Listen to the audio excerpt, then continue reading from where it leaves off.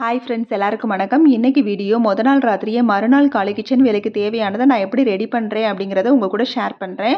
பார்த்தீங்கன்னா night kitchen வேலையெல்லாம் முடிஞ்சிருச்சு. எல்லாம் பாத்திரம்லாம் கழுவி வச்சாச்சு. பால் மட்டும் ஒரு கிணத்துல மீதம் இருக்குது. இதை எடுத்து வச்சுருக்கிறேன். இங்கே காலைக்கு தேவையானது எல்லாத்தையுமே ரெடியாக எடுத்து வச்சுருக்கேன். இதை பார்த்தோன்னே அப்படியே நம்மளுக்கே டென்ஷன் இல்லாமல் வேலை செய்வோம். இங்கே ஒரு கிண்ணத்தில் பாதாம் ஊற வச்சுருக்கேங்க.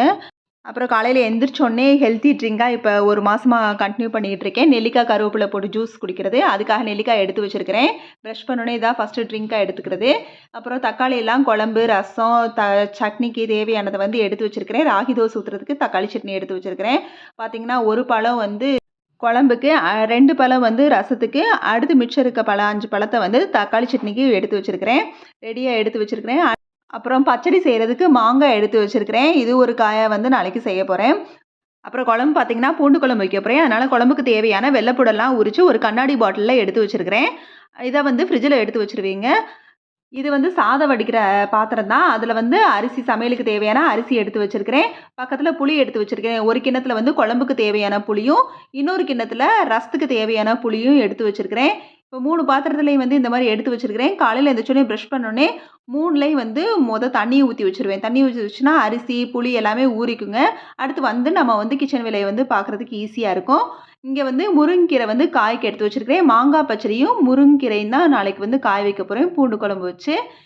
இங்கே ஒரு டிஃபன் பாக்ஸில் நேற்று நைட்டே பாசிப்பயிரை ஊற வச்சுட்டேங்க. பாசிப்பயிரை ஊற வச்சு காலையில் எழுந்திரிச்சு அதை வடிகட்டி ஒரு இதில் கிண்ணத்தில் போட்டு வச்சுருந்தேன். அது நல்லா முளை கட்டிடுச்சுங்க. இதை ஒரு கிண்ணத்தில் போட்டு ஃப்ரிட்ஜில் எடுத்து வச்சுருவேன். இது காலையில் எந்திரிச்ச உடனே இதையும் எடுத்து வெளியில் வச்சுருவேன். நம்ம பூண்டு, பச்சை மிளகாய் இந்த மாதிரி எடுத்து வைக்கிறப்ப இதையும் எடுத்து வெளியில் வச்சுருவேன். இது டிஃபன் சாப்பிட்றப்ப இது பாதாமும் சேர்த்து வச்சு சாப்பிடுவேங்க.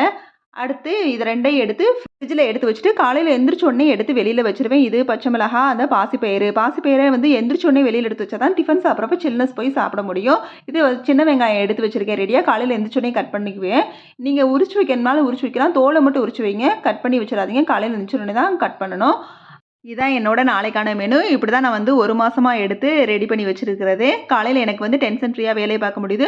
பக்கத்தில் பார்த்தீங்கன்னா ஒரு ஜக்கில் தண்ணியை எடுத்து வச்சுருவேன். எந்திரிச்ச உடனே அது 3ல் தண்ணியை ஊற்றிட்டு ஃப்ரிட்ஜிலேருந்து எடுத்து வைக்க வேண்டியதே வெளியில் எடுத்து வச்சுட்டு போய் ப்ரஷ் பண்ணிவிட்டு வாஷ் தெளிச்சுட்டு வந்து தான் மற்ற வேலைகள்லாம் பார்ப்பேன். அப்போ நம்மளுக்கு ஈஸியாக இருக்குது. இந்த மாதிரி தான் இந்த 1 மந்த்தாக ஃபாலோ பண்ணிகிட்டு இருக்கிறேன்.